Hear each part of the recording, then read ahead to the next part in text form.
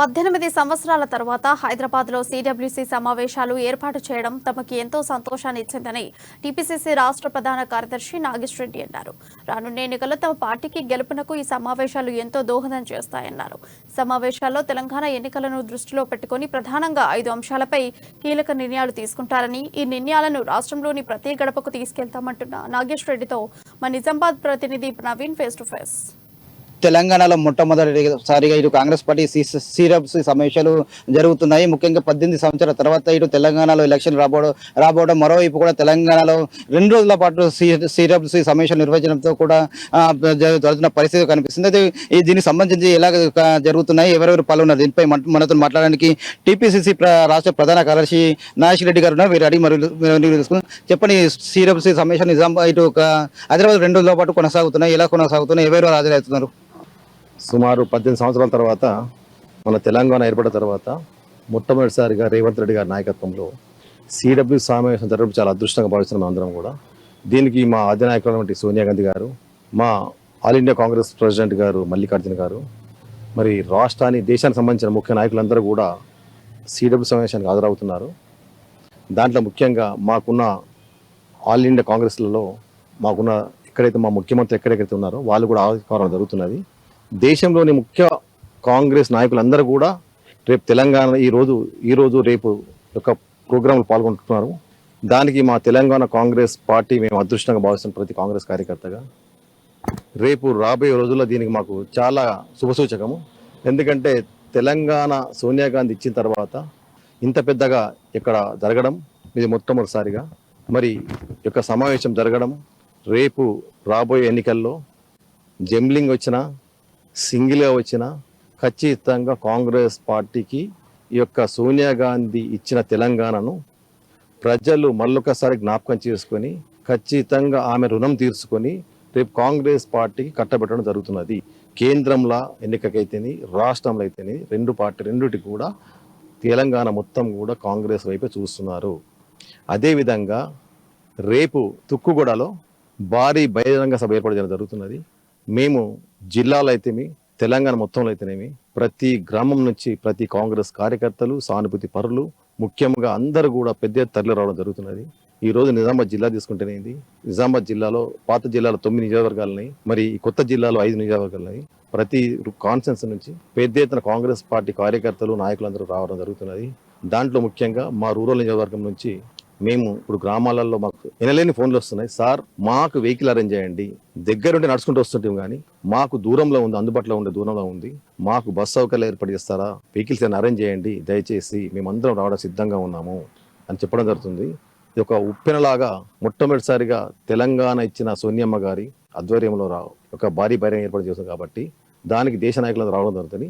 దీన్ని చూడడానికి వారి యొక్క ఉపన్యాసం వినడానికి మనందరూ కూడా పెద్ద ఎత్తున రావడం జరుగుతుంది.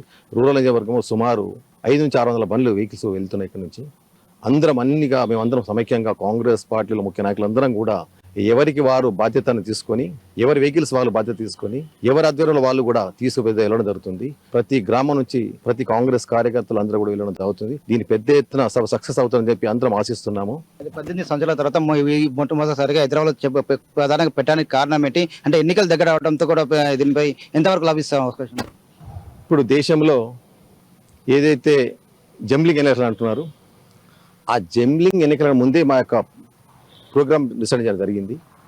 ఎందుకంటే మా యొక్క సోనియా గాంధీ గారి ఆధ్వర్యంలో ఒక ఇండియా కూటమిని ఏర్పాటు చేశారు. అన్ని రాష్ట్రాలు, అన్ని దేశాలు, అన్ని పార్టీల గురించి ఇండియా కూటమి ఏర్పాటు జరిగింది.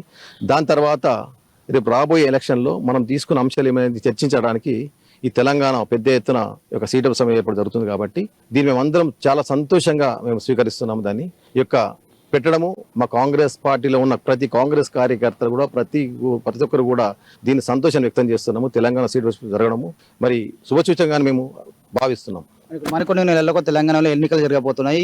దీన్ని దృష్టిలో పెట్టుకుని సిడబ్ల్యూసీ సమావేశంలో ఎలాంటి నిర్ణయాలు తీసుకునే అవకాశం ఉందంటే ఇప్పుడు ఏదైతే ఒక 5 అంశాల మీద తీసుకోబోతున్నారు, రేపు దాన్ని బహిరంగ సభలో సోనియా గాంధీ చేతుల మీదుగా వారు ప్రకటించడం జరుగుతుంది. మరి ఏ అంశాలు అనేది మాకు కూడా పూర్తి వివరాలు తెలియదు. మరి రేపు ప్రకటించిన తర్వాత మాకు ఏర్పడుతుంది. ఆ 5 అంశాల మీద మనం రాబోయే ఎన్నికల్లో ఏది 5 అంశాలు ఆ అంశాలను కూడా రేపు మేము తర్వాత ప్రతి గ్రామంలో ప్రతి ఇంటి గడపకు తీసుకెళ్లి వివరించడం జరుగుతుంది. కవిత గారు మాట్లాడుతూ కూడా ఇటు మహిళా బిల్లు విషయంలో ఇంతవరకు కాంగ్రెస్ పార్టీ అధినేత సోనియా గాంధీ కూడా ఇంతవరకు స్పందించలేదు. ఒక హాట్ కామెంట్ చేసింది దాని మీద కామెంట్. అసలు మహిళా బిల్లు మొట్టమొదటిగా మా సోనియా గాంధీ మేడం గారే ప్రవేశపెట్టడం జరిగింది. మొట్టమొదటిసారిగా మహిళా బిల్లు పెట్టాలని ప్రవేశపెట్టింది మా సోనియా గాంధీ, మా కాంగ్రెస్ ప్రభుత్వము. ఇక్కడ దా అంశాన్ని తీసుకొని ఇప్పుడు కవిత గారు మహిళా బిల్ అని చెప్పి పెడుతున్నారు. కానీ మహిళా బిల్ అనేది ప్రవేశపెట్టింది కాంగ్రెస్ పార్టీ ఎప్పటి నుంచో, ఇప్పుడు కాదు. మహిళలు పెట్టాలని చెప్పి గత 20-30 సంవత్సరాల నుంచి ఈ యొక్క మహిళా ప్రవేశపెట్టింది. ఎందుకంటే మా కేంద్రంలో పూర్తి మెజార్టీ మాకు లేనందున మిత్రపక్షాలు ఉన్న అన్ని సమైక్యంగా ఉన్న కూటమి ఉంది కాబట్టి ఆ కూటమిలో కొంతమంది ఒప్పుకోకపోవడం వల్ల ఆ మహిళా బిల్ పెండింగ్ పెట్టడం జరిగింది. మాకు పూర్తి మెజార్టీ వస్తే ఎప్పుడో ఈ మహిళా బిల్ పాస్ అయిపోయి ఉండేది. మరి ఇప్పుడు దాన్ని వీరు ఆ అలుచు తీసుకుని ఇప్పుడు బీజేపీ వాళ్ళు పెడతా అంటున్నారు.